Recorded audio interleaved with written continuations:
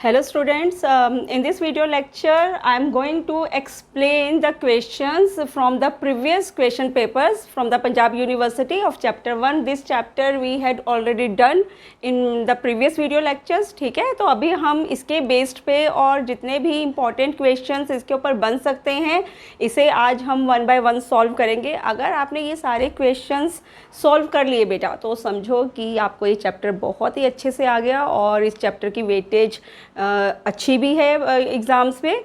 और secondly entrance point of view से भी ये चैप्टर बहुत ही इम्पॉर्टेंट है, राइट. तो एक बार हम फिर से इसके पिछले सालों के क्वेश्चंस देखते हैं. हाँ, आप एक काम ज़रूर कर सकते हो कि जैसे जैसे मैं क्वेश्चंस को एक्सप्लेन कर रही हूँ या सॉल्व कर रही हूँ आप भी बिल्कुल उसे अपनी नोटबुक में सॉल्व करके देखो और अपने आंसर्स को इन आंसर्स के साथ मैच करो और देखो कि क्या बिल्कुल आपने ठीक किए हैं. तो वन बाय वन हम सॉल्व करते हैं. ये सारे बेटा अभी जो मैं क्वेश्चंस कर रही हूँ ये लास्ट ईयर यूनिवर्सिटी के एग्ज़ाम्स में ये क्वेश्चंस पूछे गए हैं, ठीक है ना. तो सबसे बेटा पहला क्वेश्चन पेपर अगर आप देख सकते हो यहाँ पर क्या है, define crystal field stabilisation energy. तो बेटा सबसे पहला पार्ट इसका क्या है, क्रिस्टल फील्ड स्टेबलाइजेशन एनर्जी क्या होता है. This is the energy which is given to the metal ions during the splitting of d orbitals in the presence of what? In the presence of ligands. ठीक है, ligand की presence में हमेशा ligand metal ion के d orbital to set में split up कर जाते हैं. इसकी वजह से उन्हें कुछ स्टेबलाइजेशन मिलती है और बेटा इसी को क्या कहते हैं, इसी को कहते हैं क्रिस्टल फील्ड स्टेबलाइजेशन एनर्जी. तो अगर आपने इसका आंसर लिखना है आप क्या लिखोगे, energy due to the splitting of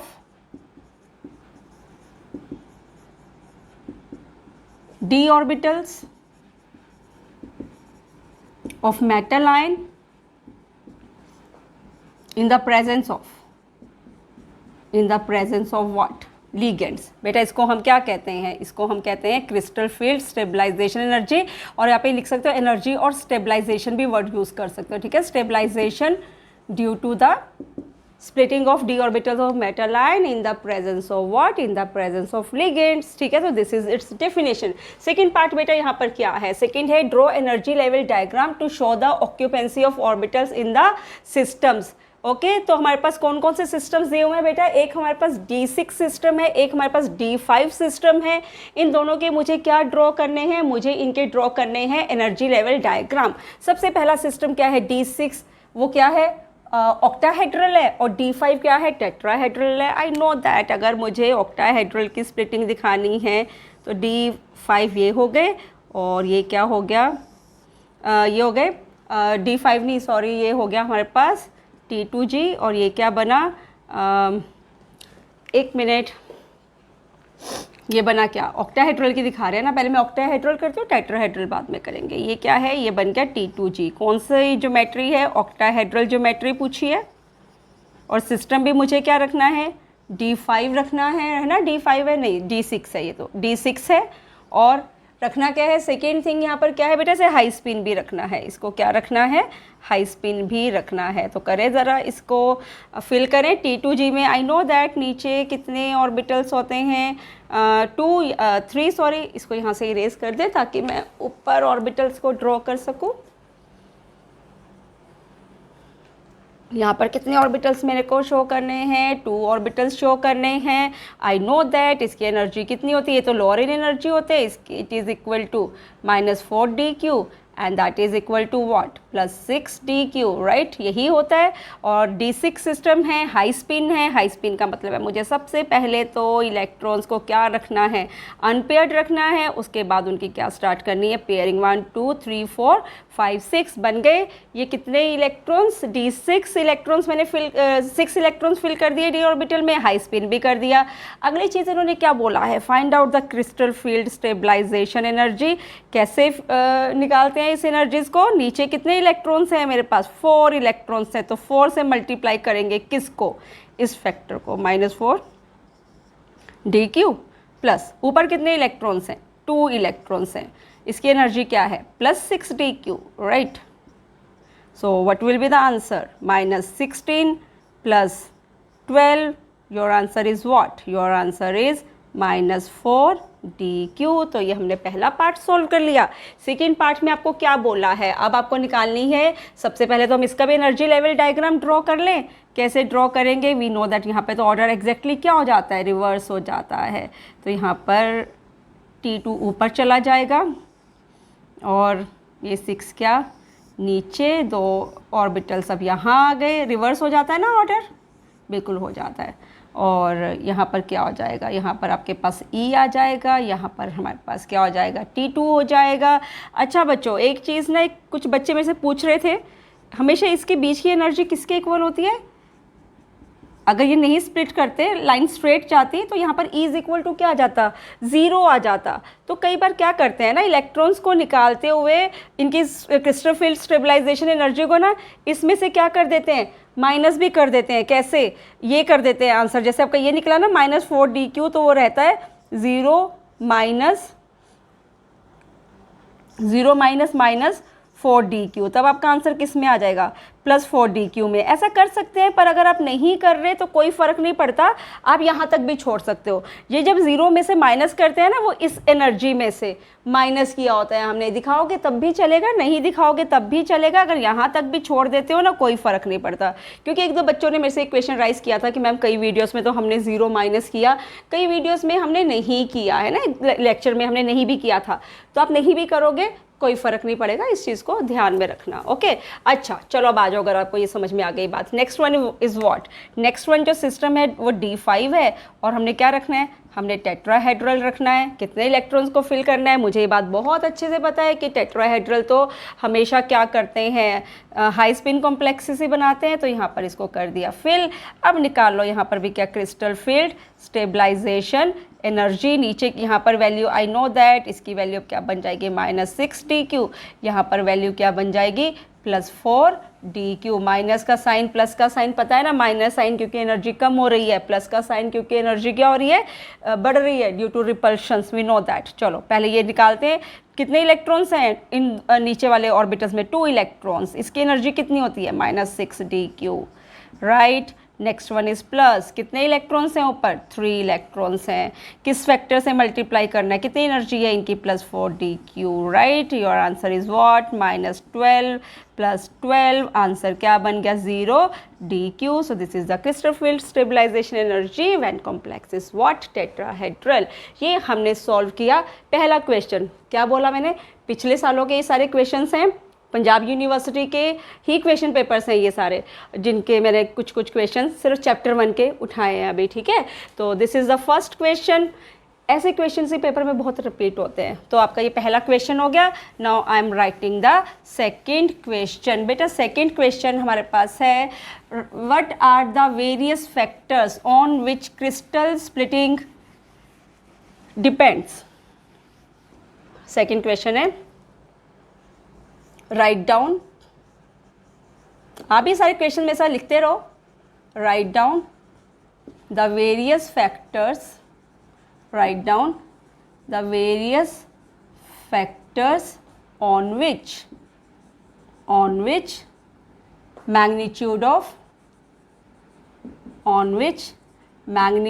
of crystal field splitting depends. बहुत इंपॉर्टेंट क्वेश्चन है। कई बार इस क्वेश्चन को आपको 1 मार्क में एक ही पॉइंट को डिस्कस करने के लिए भी बोल देते हैं, पर अभी हमारे पास जो क्वेश्चन है यहाँ पे हमें सारे पॉइंट्स डिस्कस करने हैं कि ऐसे कौन से फैक्टर्स हैं जिस पे जो क्रिस्टल फील्ड स्टेबलाइजेशन एनर्जी है वो क्या करती है, डिपेंड करती है। ये भी हमने सब पढ़ा हुआ है, मेरे साथ साथ आप भी इसको रिपीट करो। सबसे पहला फैक्टर क्या है, अगर मैं इसका आंसर देखूँ, सबसे पहला फैक्टर क्या है, that is nature of ligand. Nature of ligand, तो हमने क्या किया था, कैसे लीगेंड होने चाहिए, स्मॉल साइज्ड। सेकंड क्या किया था, हाई नेगेटिव चार्ज। और हमने थर्ड क्या किया था, ऐसे लीगेंड्स जिसकी मेटल के साथ which can do back bonding with metal. बेटा ऐसे लिगेंड्स भी हमेशा क्या करते हैं, स्प्लिटिंग के मैग्नीट्यूड को इंक्रीज कर देते हैं। और इसी के बेसिस पे ही हम क्या डिस्कस कर सकते हैं, स्पेक्ट्रोकेमिकल सीरीज़, क्या बना दोगे, स्पेक्ट्रोकेमिकल सीरीज़। तो इस सीरीज़ में वो सब नेचर ऑफ लिगेंड में आता है। वो सीरीज़ याद है ना, हमने क्या किए थे, कार्बोनिल लिखा था, क्या लिखा था, साइनाइड लिखा था, NO2 नेगेटिव आ गया, फिर यहाँ पर क्या आ गया, NH3 आ गया। मैं अभी तो अभी कुछ ही लिख रही हूँ, सारे तो मैं मेंशन कर भी नहीं रही, है ना। वाटर आ गया आपके पास यहाँ पर। फिर अगर हम बात करें यहाँ पर, चलो नाइट्रेट भी लिख देते हैं। फिर क्या आ गए, fluoride, chloride, bromide, and then what, then here is what, iodide, है ना। ये स्पेक्ट्रोकेमिकल सीरीज़ है। स्पेक्ट्रोकेमिकल सीरीज़ में हम लिगेंड्स को अरेंज करते हैं in increasing order of their tendency to what, tendency to split the metal D orbitals into two sets. ठीक है, तो फर्स्ट फैक्टर क्या आ गया, nature of ligand. Second factor क्या था, याद है, सोच सकते हो मेरे साथ साथ, oxidation state, oxidation state on the metal, oxidation state on the metal ion. ठीक है, सपोज करो एक तरफ क्या ले ले, एक तरफ ले लो M3 पॉजिटिव ले लो, और एक तरफ आपके पास मेटल है M2 positive. I know that higher the oxidation state more will be the magnitude of splitting, right. Third factor क्या था, थर्ड फैक्टर था size of D orbitals. Size of what, size of D orbitals. अगर suppose करो कहीं complex formation में 5D orbital use हो रहे हैं, then 4D, then 3D, we know that splitting is always in the, splitting is more in the orbitals which are bigger in size then 4D then 3D। क्यों, क्योंकि जितना ज़्यादा big orbital होगा, ligands को वहाँ पे अप्रोच करना उसको उतना ही क्या होगा, ईजी हो जाएगा, तो स्प्लिटिंग भी क्या हो जाएगी, ज़्यादा हो जाएगी। और नेक्स्ट फैक्टर तो हमें पता है कि एक तरफ सपोज करो आपके पास ऑक्टाहेड्रल कॉम्प्लेक्स है और एक तरफ क्या है, टेट्राहेड्रल कॉम्प्लेक्स है। तो वी नो दैट व्हाट, कहाँ होती है स्प्लिटिंग ज़्यादा, ऑक्टाहेड्रल में। So these are the four factors on which the magnitude of crystal field splitting depends. As I said, ये सारे के सारे क्वेश्चन पिछले सालों में क्या हुए हैं, रिपीट हुए हैं। ठीक है, now I have third question here. The next question is why the extent of splitting is more in octahedral than tetrahedral geometry. So third one is why the extent of splitting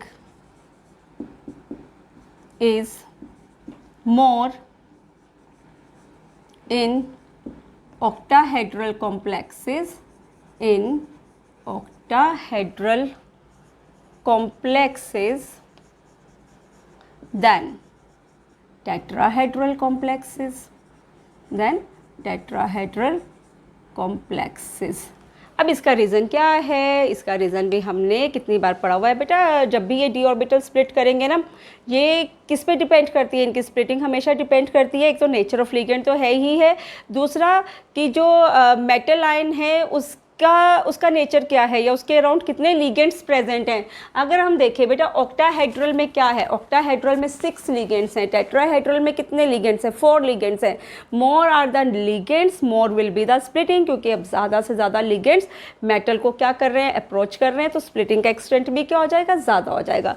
दूसरा इसका factor इसकी geometry पे भी depend करता है। Tetrahedral अगर आपको याद है तो टेट्राहेड्रल में जो लिगेंड्स हैं they all lie what in between the axis बेटा। There was not even a single ligand which was present on the axis, है ना। तो due to its geometry also, क्योंकि जो ligands है वो कहाँ से अप्रोच कर रहे हैं, इन बिटवीन द एक्सिस की तरफ वो क्या कर रहे हैं, अप्रोच कर रहे हैं, तो इसकी वजह से भी वहाँ पर स्प्लिटिंग का एक्सटेंट क्या हो जाता है, कम। तो अब 2 रीज़न देखोगे। सबसे पहला रीज़न आप क्या एक्सप्लेन करोगे, सबसे पहला reason due to geometry, due to geometry, and second reason आप किसके बेसिस पे एक्सप्लेन करोगे, सेकेंड रीज़न आप बोलोगे octahedral, octahedral complexes have 6 ligands, whereas tetrahedral complexes have 4 ligands। तो ये 2 फैक्टर्स हैं जिसके बेसिस पे एक्सटेंट ऑफ स्प्लिटिंग क्या करेगी बेटा, डिपेंड करेगी, ठीक है ना। नाउ अगर आपको ये तीनों क्वेश्चन अच्छे से समझ में आए, होपफुली आप मेरे साथ इन सारे क्वेश्चंस को क्या कर रहे हो, साथ साथ में सॉल्व कर रहे हो। बेटा जो हमारे पास फोर्थ क्वेश्चन बनता है ना, that is next one is a how. मेरे को साथ साथ में क्वेश्चन देखने पड़ रहे हैं क्योंकि मुझे सारे क्वेश्चंस याद नहीं हैं, ठीक है ना। फोर्थ क्वेश्चन है how crystal field theory explain the magnetic behaviour, explain the magnetic behavior। सो बेटा क्रिस्टल फील्ड थ्योरी में क्या है, आप इसका आंसर क्या दोगे। This theory can easily explain the magnetic properties. First of all we can find out the magnetic movement of any complex if we know the unpaired electrons, ठीक है ना। तो अगर हमने मैग्नेटिक मूवमेंट बताना है, वी नो दैट कि जो कॉम्प्लेक्सेज हैं if they have unpaired electron, हमेशा अनपेयर्ड इलेक्ट्रॉन क्या करते हैं बेटा, अनपेयर्ड सिर्फ है ना, ऑब्वियसली अनपेयर्ड है तो वो पैरामैग्नेटिक भी बन गए, राइट। अगर सपोज करो आपके पास सारे के सारे इलेक्ट्रॉन्स पेयर्ड हैं तो ज्योमेट्री क्या बनती है, डायामैग्नेटिक। ज्योमेट्री क्या बनती है, डायामैग्नेटिक। अगर अनपेयर्ड इलेक्ट्रॉन्स आ गए तो ज्योमेट्री क्या बन जाएगी, पैरामैग्नेटिक बन जाएगी। क्या बन जाएगी, पैरामैग्नेटिक। डायामैग्नेटिक है तो what, they will be repelled. ये सब आपने लिख कर आना है, they will be repelled by applied magnetic field.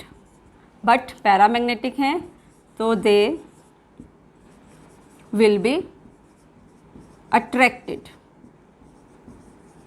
By magnetic field, ठीक है, ये हमें पता है। और अगर अनपेयर्ड इलेक्ट्रॉन्स हैं, यहाँ पर तो हम क्या निकाल सकते हैं, मैग्नेटिक मूवमेंट। मैंने आपको समझाया हुआ है magnetic movement is basically due to the spin of the electrons. Orbital motion भी होता है पर ऑर्बिटल मोशन का इफेक्ट हमेशा नेग्लिजिबल ही होता है in comparison to effect of the spin. When we want to what, calculate the magnetic movement, we can also calculate the magnetic movement, और आप इसे लिख सकते हो इफेक्टिव मैग्नेटिक मूवमेंट।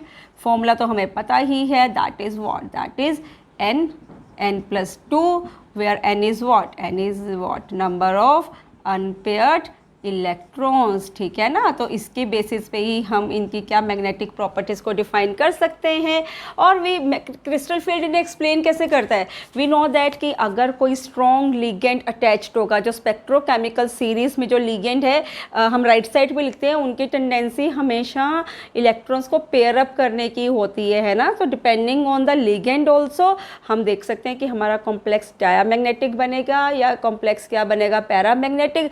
डायामैग्नेटिक कब बनेगा, जब स्प्लिटिंग का extent, magnitude of splitting is मोर, तो क्या होगा उस केस में हमेशा प्रेफरेबली इलेक्ट्रॉन्स की क्या हो जाती है, पेयरिंग हो जाती है। तो ये सारे फैक्टर के बेसिस पे हम क्या करेंगे, we will explain the magnetic behaviour of the complexes। So this was your fourth question. Now come to the fifth question। बेटा फिफ्थ क्वेश्चन है what is spectrochemical series। अब हमारे पास अगला क्वेश्चन है what is spectrochemical series। बेटा spectrochemical series क्या होती है, it is a series in which, अभी मैंने वैसे ड्रॉ की भी थी पर अब क्वेश्चन लिख लो ये वाला, what is spectrochemical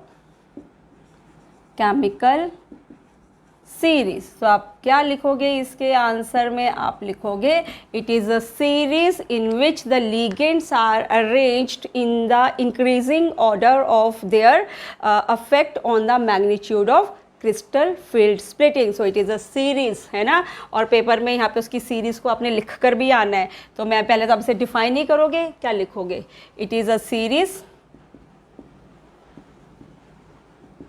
in which ligands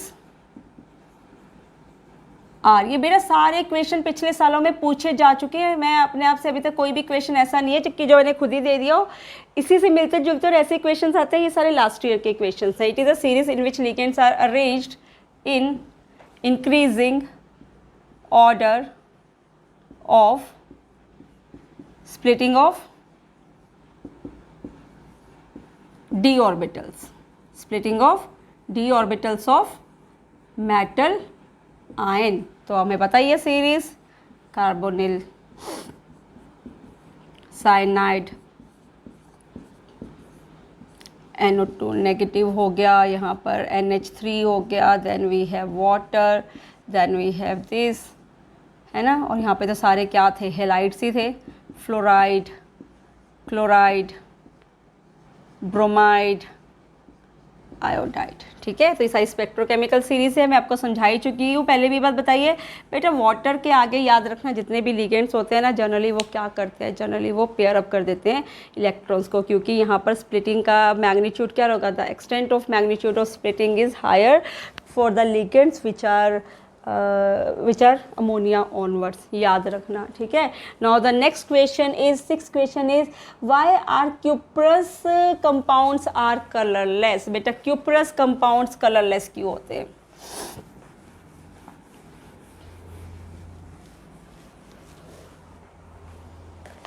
next question is, why cuprous compounds are colorless। Of course ये डी आंसर क्या लिखोगे, बिकॉज ये जो क्यूप्रस कंपाउंड्स है ना बेटा, ये कौन सा सिस्टम होते हैं, ये होते हैं D10 सिस्टम। ये क्या होते हैं, D10 सिस्टम होते हैं। अगर ये D10 सिस्टम है तो आई नो दैट अगर मैं इसको ऑक्टाहेड्रल ज्योमेट्री में इसको क्या करोगे, अगर क्यूप्रस मैं यहाँ पे लिखूँ इसको T2G हो गया, ऊपर क्या आ गया, Eg आ गया, T2G Eg, कितने इलेक्ट्रॉन्स हैं, 10, 1 2 3। अगर मैं पहले से अनपेयर्ड करके भी चलूँ, 5 then 6 7 8 9 10, it is a D10 system. तो अगर ये D10 सिस्टम है, इलेक्ट्रॉन्स एक्साइट ही नहीं होंगे, है ना, कहाँ जाएंगे एक्साइट होकर, सारे ऑर्बिटल्स तो फुली फिल्ड हैं, तो DD transition is not possible here. So that is why cuprous compounds are always colorless in nature. Now your next question, seventh question is कि जब भी हम क्या करते हैं, ठीक है, होपफुली आपको ये सब क्वेश्चन अच्छे से समझ में आ रहे हैं, right. Now we have a next question, seventh, why subscript G is removed in tetrahedral complexes. क्यों हटा देते हैं, मैंने आपको पहले भी समझाया हुआ है बेटा। ये जो G सबस्क्रिप्ट है, क्या है ये जो G सबस्क्रिप्ट है बेटा, इट टेल्स अबाउट, जिसे हम कहते हैं गैरेडे, it tells about the symmetry, it is related to बेटा सिमेट्री, ओके। और अगर सिमेट्री नहीं है तो G वर्ड भी क्या है, हम रिमूव कर देते हैं बेटा। Tetrahedral complexes are not symmetrical, octahedral complexes are symmetrical. इसको हम एक्सप्लेन करते हैं on the basis of what group theory, मैंने आपको पहले कहा था। This is not in your syllabus, तो सिर्फ आप ये याद रखो, इसका आंसर आप क्या लिखोगे, we remove the G subscript because tetrahedral complexes are not symmetrical and this G word is related to symmetry of the complexes, so that is why we removed it from the tetrahedral complexes. Now the next question beta is, why most of the complexes of tetrahedral are high spin complexes? Next question is what? Next question is कि जो tetrahedral complexes हैं, why tetrahedral complexes are mostly या mainly high spin, are mainly high spin. Answer हमें पता है, क्योंकि tetrahedral में answer क्या दोगे, due to its geometry, first reason due to geometry, and second one जो पहले हमने एक्सप्लेन किए थे, due to less number of ligands.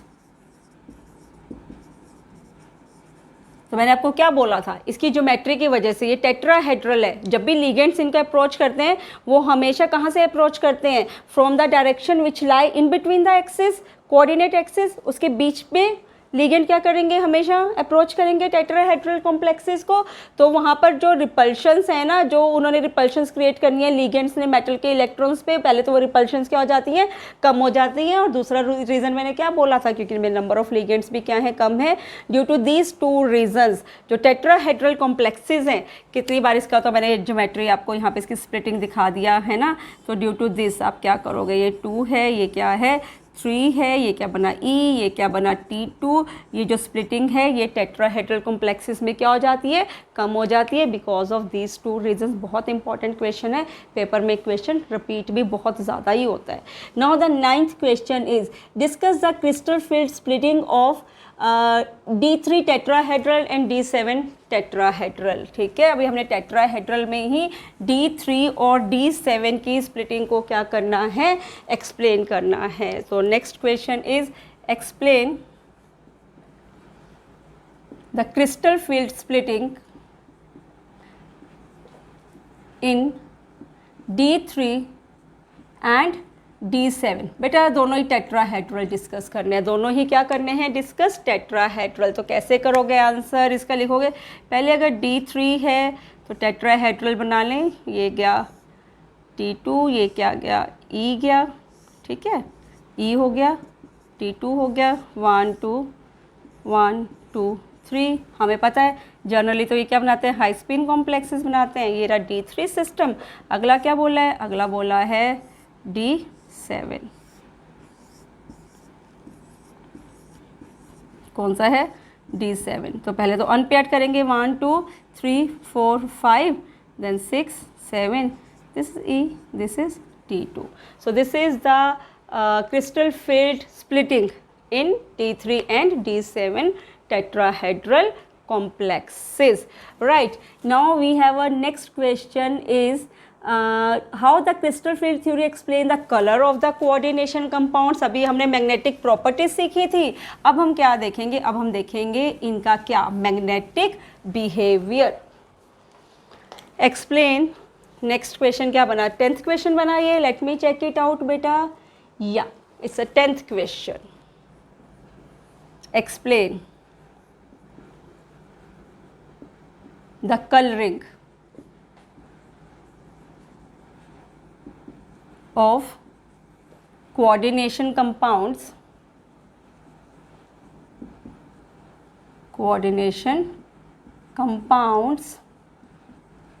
on the basis of what, on the basis of crystal field theory। तो बेटा इसको आप कैसे एक्सप्लेन करोगे, we know that coordination compounds में क्या होता है, यहाँ पर तो जो डी ऑर्बिटल है 2 सेट ऑफ डी ऑर्बिटल्स में स्प्लिट कर जाते हैं, one is of a higher lower energy, another one is of what, it is of higher energy. जब भी, और इनके बीच में मैंने आपको क्या बोला था, आप लिखोगे कि the extent of splitting of orbitals, जैसे मैं ऑक्टाहेड्रल का बनाऊँ T2G EG या टेट्राहेड्रल, आप कोई भी ड्रॉ कर, दोनों ही दिखा देना चाहे बेटा, the extent of splitting is too less, the extent of splitting of D orbitals in coordination compound is very less, so that they can easily absorb the energy from the visible spectrum of light। ठीक है ना, तो visible spectrum of light से वो easily energy को क्या करेंगे, absorb करेंगे, because the extent of splitting is very low here या very less here। तो electron can easily go from lower energy state to higher energy state, and when they come back to the lower energy state they always what, they always reflect back the radiations। तो जिस wavelength की light को absorb करते हैं उससे complementary light को वो क्या करेंगे, radiations को वापस transmit करेंगे।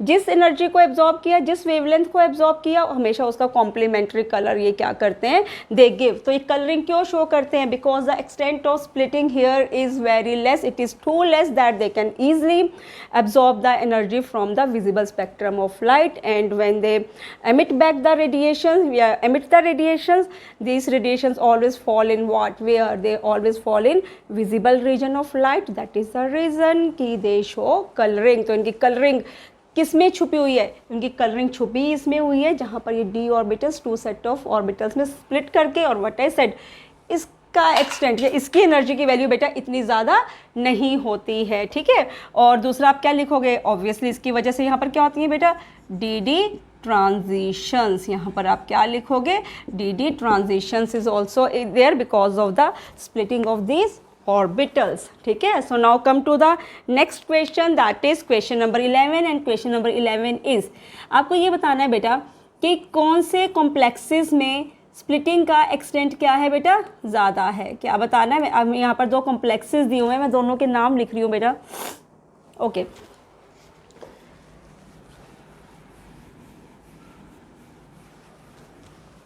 नेक्स्ट क्वेश्चन हमारे पास है, select the complexes which has higher extent of splitting, ठीक है बेटा। पहला जो कॉम्प्लेक्स उन्होंने दिया हुआ है दैट इज NH3 3 पॉजिटिव, और दूसरा दिया हुआ है CO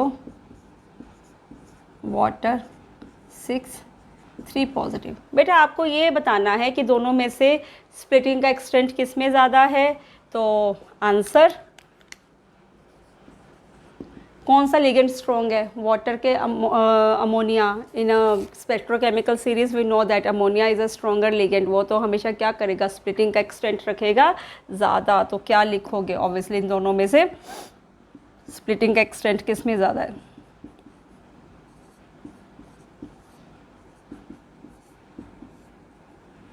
इसमें ज़्यादा है, CO वाटर। आंसर क्या लिखोगे, because we know that ammonia is a stronger ligand, so extent of splitting will always be much in the ammonia, ठीक है। और सेकेंड ligand आपको जो बेटा दिया हुआ है, इन्होंने सेकेंड ligand आपको दिया है, सेकेंड केस, ये फर्स्ट केस है, now this is a second case, COH2O 6 3 positive, और दिया है COH2O 6 2 पॉजिटिव। यहाँ पर कोबाल्ट की अगर ऑक्सीडेशन स्टेट निकालो, कोबाल्ट की ऑक्सीडेशन स्टेट क्या निकलेगी, 3+। यहाँ कोबाल्ट की ऑक्सीडेशन स्टेट क्या है, 2+। क्या समझाया था, higher the oxidation state of on the metal line more will be the splitting, ठीक है। ये स्पेक्ट्रो का जो हमने फैक्टर्स देखे थे उसी के बेस्ड पे ये क्वेश्चन आ रहे हैं। Now come to the next question, question number 12 आ गया बेटा आपके पास। तो हमने क्या करना है, हमने निकालने हैं chromium 3 positive and iron 2 positive, ठीक है। नेक्स्ट क्वेश्चन है chromium 3 positive, chromium 3 positive and iron 2 positive, ठीक है। ये दिया हुआ है क्वेश्चन। नेक्स्ट इसमें हमने बताने हैं नंबर ऑफ अनपेयर्ड इलेक्ट्रॉन्स। देख लें, इन्होंने फील्ड तो नहीं मेंशन किया क्योंकि फील्ड दिया होगा तो ज़्यादा अच्छा रहेगा, ओके। दोनों में ही निकालना है, number of unpaired electrons, strong field, strong and weak field, दोनों में निकालने हैं बेटा। और ज्योमेट्री भी कौन सी दी हुई है, दोनों की ज्योमेट्री भी दी हुई है ऑक्टाहेड्रल, ज्योमेट्री भी क्या दी हुई है, ऑक्टाहेड्रल। चलो निकाल लेते हैं। सबसे पहला केस मैं लेती हूँ किसका, क्रोमियम 3 पॉजिटिव का केस लेते हैं, ठीक है। क्रोमियम में अगर आप देखते हो कितने हैं, अगर क्रोमियम में देखें नंबर ऑफ इलेक्ट्रॉन्स 24, कैसे बनाते हो आप, बनाते हो आर्गन 18, 4s1 3d5। क्या केस है, क्रोमियम 3 पॉजिटिव है तो क्या बनेगा, बनेगा आर्गन 18 3d3। तो मेरे को किस में निकालना है, ऑक्टाहेड्रल ज्योमेट्री है, ऑक्टाहेड्रल ज्योमेट्री है तो क्या रहेगी स्प्लिटिंग। वैसे मुझे ना, मैंने आपको तब भी समझाया था, मैं खुद ही यहाँ पे ऑक्टाहेड्रल दिखाना है ना तो ऊपर वाला एनर्जी लेवल को थोड़ा हायर दिखाना, क्योंकि वो 6 है ना वैल्यू, न्यूमेरिक वैल्यू उसकी 6 है, तो उसको थोड़ा बड़ा दिखा देंगे और इसको थोड़ा सा छोटा दिखा देंगे। ये क्या है T2G, ये क्या है EG, ठीक है। तो मेरे को कितने इलेक्ट्रॉन्स को दिखाना है, 3d3, number of electrons, strong field है, वीक फील्ड है। ये तो चाहे स्ट्रॉन्ग फील्ड हो आपके पास, है ना। कैसे करेंगे, स्ट्रॉन्ग फील्ड है तो इलेक्ट्रॉन्स को आप ऐसे ही, वीक फील्ड में तो चलो आप इलेक्ट्रॉन्स को ऐसे दिखाओगे, इसमें ये कौन सा फील्ड हो गया, वीक फील्ड हो गया, ठीक है ना। और अगर अपने स्ट्रॉन्ग फील्ड में दिखाना है तो सबसे पहले तो इलेक्ट्रॉन्स फुली फील्ड होते हैं इसमें, चाहे स्ट्रॉन्ग फील्ड हो बेटा, चाहे फील्ड क्या हो, वीक हो, है ना। सबसे पहले तो इलेक्ट्रॉन्स को आप ऐसे फिल करोगे ना, तो इसमें D3 में तो यही रहना है इसने। अब ज़रा हम आयरन का भी केस कर ले। आयरन में क्या है, 2 पॉजिटिव है, तो आयरन का एटॉमिक नंबर क्या लिखते हो, 26। क्या बना, आर्गन 18, 4s2, 3d6। अब ये बना Fe 2 पॉजिटिव, तो क्या बना, आर्गन 18, 2 प्लस है ना तो 3d6। तो हम दोनों केसेस इसके भी ड्रॉ कर लेते हैं। यहाँ पर सपोज करो आपके पास क्या है, ये बन गया 1 2 3 4 5 Eg। ये ज़रूर लिख देना यहाँ पे मैंने एग्ज़ाम में छोटी छोटी चीज़ें मिस मत करना। सपोज करो ये स्ट्रॉन्ग फील्ड है, कितने इलेक्ट्रॉन्स फिल करने हैं, 6। तो मुझे पता है स्ट्रॉन्ग फील्ड है तो सारे इलेक्ट्रॉन यहीं पर आ जाएंगे। और अगर ये वीक फील्ड है तो क्या होगा,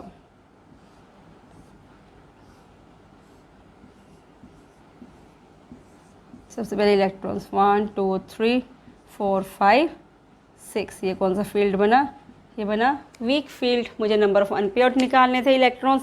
यहाँ पर अनपेयर्ड इलेक्ट्रॉन्स कितने हैं, अगर मैं यहाँ पर निकालूँ अनपेयर्ड इलेक्ट्रॉन्स कितने बने, 3। यहाँ कितने बने अनपेयर्ड इलेक्ट्रॉन्स, अनपेयर्ड इलेक्ट्रॉन्स कितने बने, 0। यहाँ कितने बने unpaired electrons, unpaired electrons is equal to what, 4। तो ये तो वैसे भी डायामैग्नेटिक, वो पैरामैग्नेटिक है ना। तो ऐसे हमने क्या करने हैं, क्रोमियम 3 पॉजिटिव, आयरन 2 पॉजिटिव के octahedral strong and weak field, हमने दोनों में इनके क्या निकाले, नंबर ऑफ अनपेयर्ड इलेक्ट्रॉन्स। बहुत ही इंपॉर्टेंट क्वेश्चन, आपको कोई भी सिस्टम दिया होगा, अभी तो पिछले सालों में तो chromium 3 positive and iron 2 positive का केस था। Now the next one is write down the various drawbacks of valence bond theory. ठीक है, सारे क्वेश्चंस आपके लास्ट ईयर के क्वेश्चंस ही हैं। अगला क्वेश्चन क्या है, write down the various drawbacks of valence bond theory. कौन सा क्वेश्चन बना, number, let me check it out, it's a question number 12। ये सब आपने मुझे असाइनमेंट में आपको दूंगी, आपने मुझे सेंड करना है। Draw the various drawbacks of valence bond theory. क्या क्या ड्रॉबैक थे इसके, अगर हम इम्पॉर्टेंट ड्रॉबैक देखें, सबसे पहला तो this theory couldn't explain the transition, electronic transitions, क्योंकि obviously splitting of D orbitals होगी तभी हम इलेक्ट्रॉनिक ट्रांजिशंस को एक्सप्लेन कर सकते हैं। सो वैलेंस बॉन्ड थ्योरी ने कभी भी इलेक्ट्रॉनिक ट्रांजिशंस को एक्सप्लेन नहीं किया था। तो वहाँ पर जो इलेक्ट्रॉन्स का हमें पता है मोशन भी है, magnetic movement is because of the spin as well as the orbital motion. पर ऑर्बिटल मोशन को तो इस थ्योरी ने क्या कर दिया था, डिस्कार्ड कर दिया था। नेक्स्ट सबसे important, this theory couldn't explain कि why some complexes are diamagnetic, some are paramagnetic, या some are high field complexes और some are low field complexes, इस थ्योरी ने एक्सप्लेन नहीं किया था। और नेक्स्ट वन इज़ इसका इम्पॉर्टेंट कि कलरिंग भी इस थ्योरी ने कॉम्प्लेक्सेस की एक्सप्लेन नहीं की थी। तो इसके कुछ वेरियस ड्रॉबैक्स हैं, हम पहले भी इस ड्रॉबैक्स को कर चुके हैं, पर these are the main drawbacks. और इसका एक बहुत ही बड़ा ड्रॉबैक था जो हमने निकल का कॉम्प्लेक्स देखा था कि निकल का कॉम्प्लेक्स स्केयर प्लेनर हमेशा डायमैग्नेटिक होते हैं, कुछ कॉम्प्लेक्सेस स्केयर प्लेनर पैरामैग्नेटिक भी थे, पर वो उस बिहेवियर को एक्सप्लेन नहीं कर पाया था। तो these are the various and important drawback of this theory. Okay, now the next question is on the basis of valence bond theory, on the basis of valence bond theory, on the 13th question, on the basis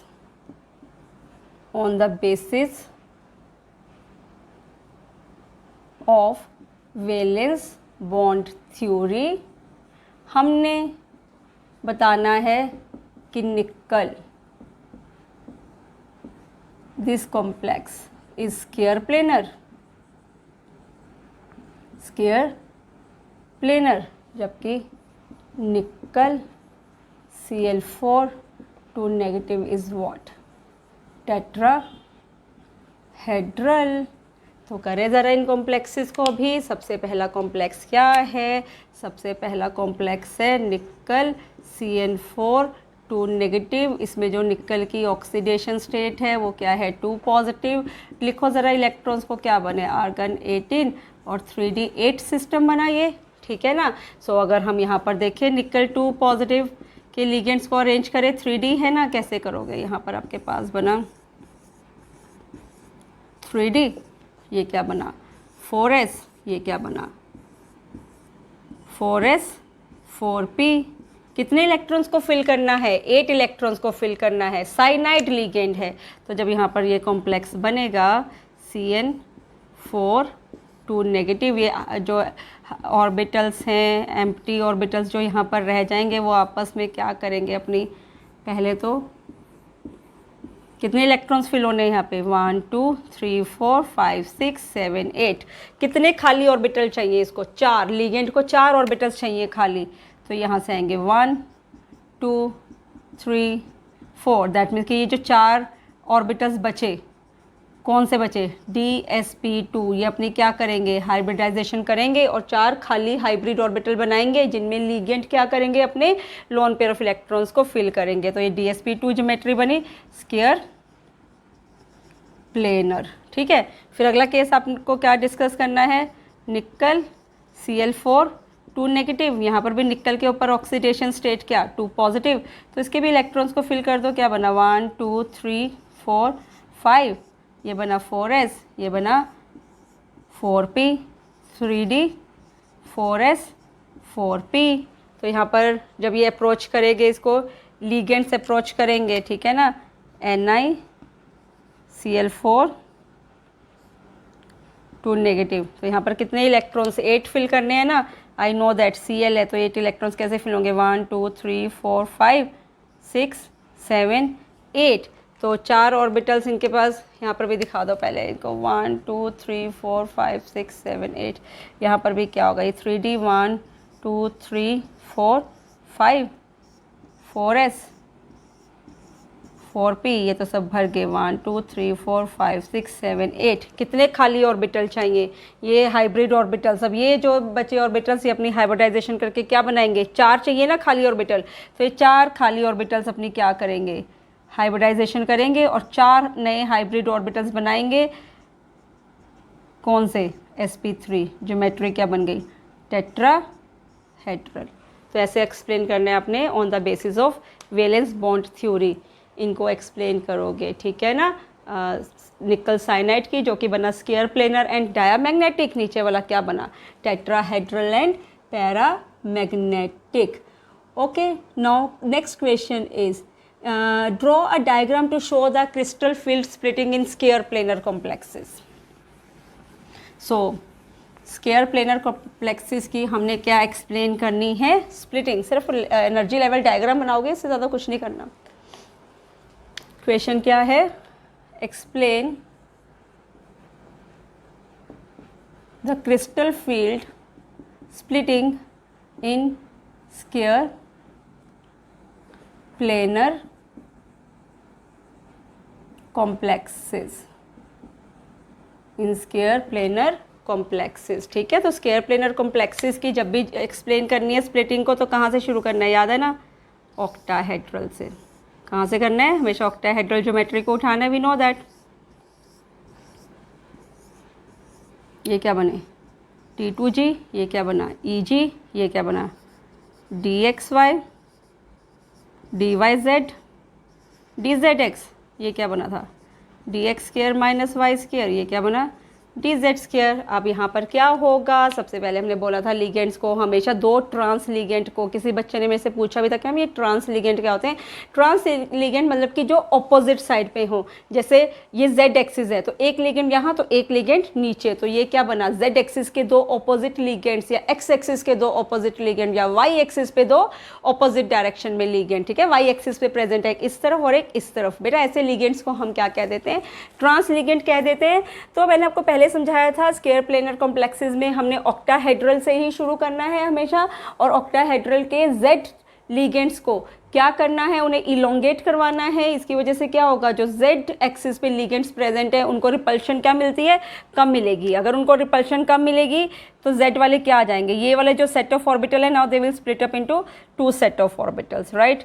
तो क्या होगा यहाँ पर D Y Z, D Z X नीचे आ गया, और क्या हुआ डी एक्स वाई को रिपल्शन क्या मिली, ज़्यादा मिली, ठीक है। सेम यहाँ पर भी होगा। अब ये भी क्या करेंगे, 2 सेट ऑफ ऑर्बिटल में ये भी क्या कर जाएंगे, फिर से स्प्लिट अप कर जाएंगे, ठीक है। और डी जेड स्क्वायर की तो एनर्जी क्या हो गई, कम हो गई, जबकि D X square minus Y square को रिपल्शन ज़्यादा मिली थी, ये ऊपर चला गया। अभी ये जो ज्योमेट्री मिली है कौन सी मिली, टेट्रागोनल। कौन सी ज्योमेट्री है, tetragonal. If further in ligands को बिल्कुल ही रिमूव कर दें तो हमें स्क्वायर प्लेनर ज्योमेट्री मिल जाएगी। ऑक्टाहेड्रल के 2 ट्रांस लिगेंड्स को अगर विड्रॉ करवा दो तो ज्योमेट्री क्या बन जाएगी, स्क्वायर प्लेनर बन जाएगी, ऑक्टाहेड्रल। ये आपने यहाँ पे लिख देना कि ये तो ऑक्टाहेड्रल था। ये केस कौन सा था, ऑक्टाहेड्रल। अब यहाँ पर क्या होगा, फर्दर इनकी और एनर्जी और कम होगी, तो ये डी वाई जेड, ये क्या डी जेड एक्स, और डी जेड स्क्वायर तो और नीचे आ जाएगा, डी जेड स्क्वायर, और एक्स वाई चला गया ऊपर, और यहाँ पर ये तो और भी ऊपर चला गया, D X square minus Y square. क्यों, क्योंकि जो एक्स और वाई एक्सिस पे लिगेंड्स और इलेक्ट्रॉन्स हैं उनको अब लिगेंड से क्या मिलेंगी, ज़्यादा रिपल्शंस मिलेंगी। क्यों, क्योंकि अगर जेड को इलोंगेट करवा रहे हो तो एक्स और वाई डायरेक्शन में जो लिगेंड्स प्रेजेंट हैं, इलेक्ट्रॉन्स प्रेजेंट हैं, तो लिगेंड्स हमेशा उन पे रिपल्शंस को क्या करेंगे, ज़्यादा देंगे। क्यों देंगे, क्योंकि अब उनके बीच में जो डिस्टेंस है वो कम हो गया, एक्स और वाई की लेंथ क्या हो गई, शॉर्टर हो गई, तो लिगेंड्स अब वहाँ पर क्या क्रिएट करेंगे, ज़्यादा रिपल्शन। तो ऐसे ही इलेक्ट्रॉन्स जो एक्स वाई डायरेक्शन पे प्रेजेंट हैं मेटल के डी ऑर्बिटल्स में, उनको रिपल्शंस मिलेंगी ज़्यादा in comparison to those electrons which are present on the Z orbitals, ठीक है ना। So this is what, this is the square planar geometry, square planar geometry, ठीक है। सो अगर आपको ये भी अच्छे से समझ में आया, now come to the next question. बेटा नेक्स्ट क्वेश्चन हमारे पास ये है कि ओके आपको 3 इन्होंने क्या दिए हुए हैं, 3 लिगेंड दिए हुए हैं, नॉट लिगेंड सॉरी, 3 कॉम्प्लेक्सेस दिए हुए हैं। Now the next question is arrange the complexes in increasing order of wavelength absorption. Next question is arrange the complexes in increasing order of wavelength absorption, wavelength absorption, ठीक है। 3 ligand आपको दे रखे हैं, सारे के सारे ऑक्टाहेड्रल लिए हैं। सपोज करो ये NH3 दे दिया आपको, 3 पॉजिटिव, सेकेंड दे दिया,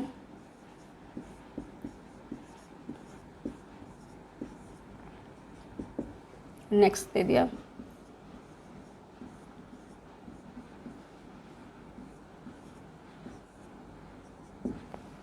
ये दे दिया आपको 3 लिगेंड। इन तीनों सॉरी नॉट लिगेंड, 3 कॉम्प्लेक्सेस दे दिए।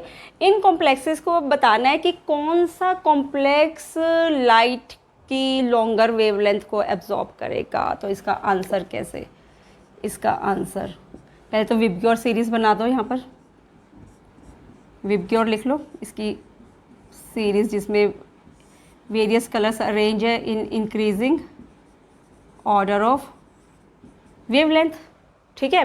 अब मेरे पास ये 3 लिगेंड है, तीनों ही कॉम्प्लेक्सेस क्या हैं, ऑक्टाहेड्रल हैं, ठीक है। अगर इन कॉम्प्लेक्सेस को देखो, आ जाओ अपनी स्पेक्ट्रोकेमिकल सीरीज़ में, वाटर कम करेगा स्प्लिटिंग, अमोनिया ज़्यादा करेगा, और साइनाइड में तो स्प्लिटिंग क्या होगी, ज़्यादा। तो दैट मीन्स कि अगर हम मैग्नीट्यूड देखें, स्प्लिटिंग का मैग्नीट्यूड देखें, इन तीनों कॉम्प्लेक्सेस में ऐसे रहेगा, तो दैट मीन्स कि यहाँ पर स्प्लिटिंग क्या है, ज़्यादा है, स्प्लिटिंग ज़्यादा है, तो दैट मीन्स कि इनकी एनर्जी क्या है, एनर्जी का ऑर्डर देखें तो यहाँ एनर्जी ज़्यादा,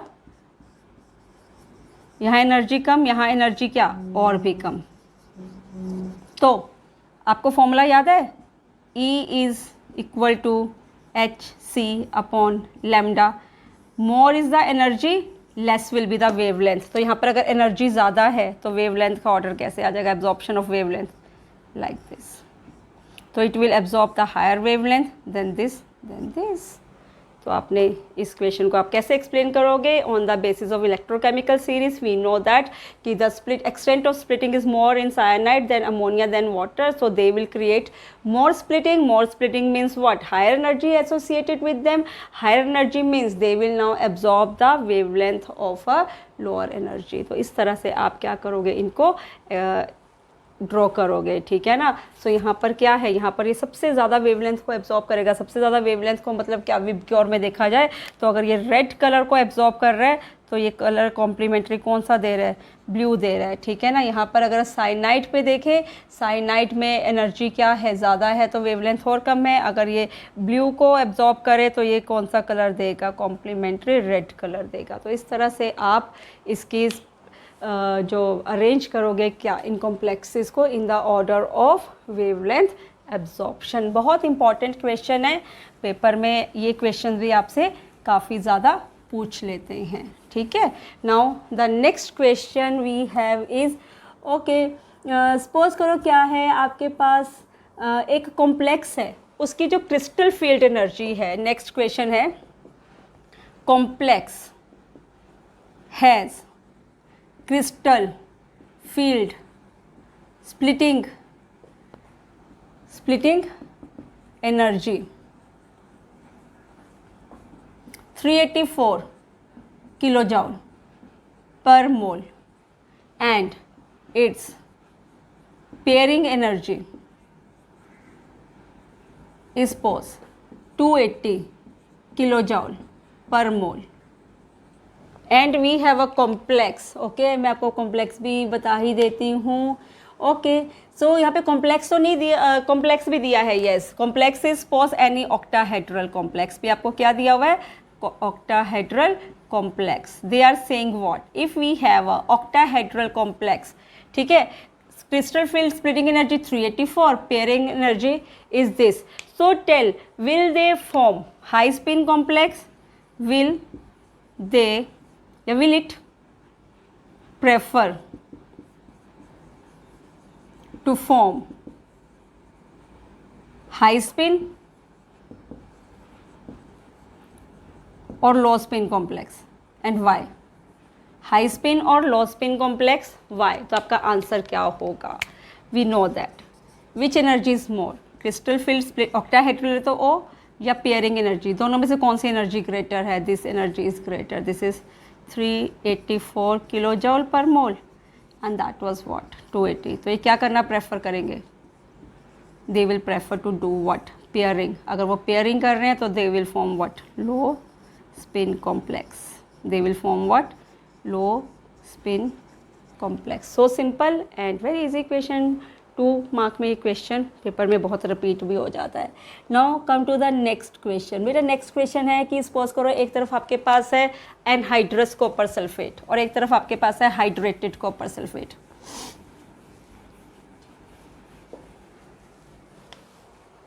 एक तरफ आपके पास है, क्वेश्चन है नेक्स्ट, मैं सीक्वेंस भूल गई हूँ क्वेश्चन का, तो कोई बात नहीं, आप जब करोगे तो अपनी सीक्वेंस देख लेना, है ना। एक तरफ आपके पास है एनहाइड्रस कॉपर सल्फेट, एक तरफ आपके पास है hydrated copper sulphate. Hydrated copper sulphate का मतलब क्या? This is a hydrated copper sulphate. Now we know that it is colourless, it is colourless, whereas it is what, it is coloured. इसको कैसे एक्सप्लेन करोगे? Answer ये पूछ रहे हैं why, it is blue coloured, हमें पता भी है इसका कलर क्या होता है, ब्लू। रीज़न देना है क्यों। अब रीज़न क्या है? आंसर बहुत इंपॉर्टेंट क्वेश्चन है बेटा। एनहाइड्रस कॉपर सल्फेट, इसके साथ तो कोई भी लिगेंड अटैच है ही नहीं, जैसे यहाँ पर वाटर अटैच था, there is no any specific ligand is arrange with this compound, तो क्या होगा, कॉपर सल्फेट सॉल्ट, कोई एनहाइड्रस इसके साथ कोई भी अटैच नहीं है लिगेंड, तो यहाँ पर क्या होगा, crystal field splitting, copper sulphate anhydrous. तो यहाँ पर तो डी ट्रांजिशंस होंगे ही नहीं, डी ट्रांजिशंस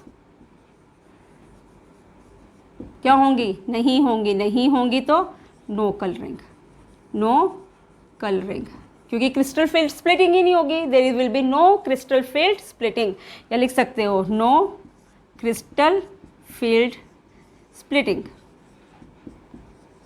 ठीक है, अब सेकेंड पे आ जाओ। सेकेंड पार्ट क्या है, सेकेंड पार्ट हमारे पास है कॉपर सल्फेट हाइड्रेटेड। यहाँ पे अगर आप कॉपर की देखो ना, यहाँ पर जो इसकी जो सिस्टम बनेगा ये D9 सिस्टम बनता है बेटा। ये क्या बनता है, D9 सिस्टम बनता है। इसके साथ वाटर भी अटैच्ड हैं, तो वाटर क्या करेंगे, यहाँ पर क्रिस्टल फील्ड स्प्लिटिंग को करेंगे। पर इसको जब हम इस क्वेश्चन को एक्सप्लेन करते हैं ना, इस क्वेश्चन को एक्सप्लेन करते हैं कि D9 सिस्टम है, consider it like D10 having, एक इलेक्ट्रॉन की शॉर्टेज है ना, है तो D9, D10 करेंगे इसको, तो एक इलेक्ट्रॉन की शॉर्टेज है, हैविंग वन होल, हैविंग क्या, वन होल। तो उसमें बेटा एक इलेक्ट्रॉन जो नहीं है उसको ये क्या मान लेते हैं, वन होल, तो इसको कहते हैं होल फॉर्मुलेशन। तो इसकी वजह से, होल फॉर्मुलेशन की वजह से क्या होगा, यहाँ पर it will show the colouring, क्योंकि इलेक्ट्रॉन के लिए एक जगह खाली है कि ये क्या कर सकता है, अपनी ट्रांजिशन कर सकता है, क्योंकि वहाँ पर क्या प्रेजेंट है, एक होल प्रेजेंट है। तो बेटा ड्यू टू दिस ये कॉम्प्लेक्स क्या शो करता है, कलरिंग है। और वैसे भी इसमें क्या प्रेजेंट है, वाटर लिगेंड प्रेजेंट है। Water ligand is a week ligand, week ligand का मतलब क्या, एनर्जी स्प्लिटिंग जब करेंगे तो एनर्जी क्या होगी, कम होगी। एनर्जी कम का मतलब क्या, ये हायर वेवलेंथ को एब्जॉर्ब करेंगे। तो पता है ये कॉम्प्लेक्स कौन सी वेवलेंथ ऑफ लाइट को एब्जॉर्ब करते हैं, रेड को। रेड का कॉम्प्लीमेंट्री कलर क्या होता है, blue, that is white, it shows blue colour, it gives what, blue colour. Red colour को एब्जॉर्ब करेंगे because of less splitting of what, d orbital, extent of splitting of d orbital is less because of this water ligand. And next one is obviously क्योंकि अब ये higher wavelength को absorb करेंगे। Higher wavelength यहाँ पे क्या बनी, red. VIBGYOR वाली सीरीज को बस ध्यान में रखना, और इसके बेसिस पे कलर क्या बन जाएगा, कलर इसका बन जाएगा रेड। नेक्स्ट क्वेश्चन क्या है बेटा, आपको टाइटेनियम का कॉम्प्लेक्स दिया हुआ है और दिया हुआ है कि जो ये वेवलेंथ एब्जॉर्ब कर रहा है ना, वो 5000 ऑंगस्ट्रॉन्ग वेवलेंथ को एब्जॉर्ब कर रहा है। आपको निकालना है energy absorbed by this complex. Formula मैंने आपको क्लास में भी सिखाया था, we know that it's formula is Na Planck constant, speed of light divide by what, divide by wavelength. Na की वैल्यू कितनी, एवोगैड्रोस नंबर 6×10⁻23, H की value 6.6 into 10⁻⁻34, speed of light 3×10⁸8 divide by what, lambda 5000। SI units रखनी हो तो ऑंगस्ट्रॉन्ग को भी metres में convert कर लो, 10⁻⁻10 metres. So this will be the energy associated with this complex. Answer निकाल लोगे और आपका आ जाएगा आंसर। बेटा नेक्स्ट क्वेश्चन आपको दिया हुआ है, आपको बताना है increasing order of crystal field splitting बताना है। आपके पास 2 कॉम्प्लेक्सेस हैं, उनको उसमें आपने बताना है स्प्लिटिंग का एक्सटेंट बताना है। जैसे सपोज करो एक तरफ आपके पास कॉम्प्लेक्स है कोबाल्ट का ही, और एक तरफ आपके पास क्या है कॉम्प्लेक्स, रोडियम का कॉम्प्लेक्स कर देते हैं यहाँ पर। आपको बेटा बताना है इसमें एक्सटेंट ऑफ स्प्लिटिंग किसमें ज़्यादा होगी। मैंने आपको क्या बोला था, अगर मैं इसका आंसर, आपको क्या बताना है इसमें, एक्सटेंट ऑफ स्प्लिटिंग बताना है। क्या बताना है, एक्सटेंट ऑफ स्प्लिटिंग। तो कोबाल्ट, कोबाल्ट में कौन से d ऑर्बिटल्स यूज़ हो रहे हैं, 3D। रोडियम में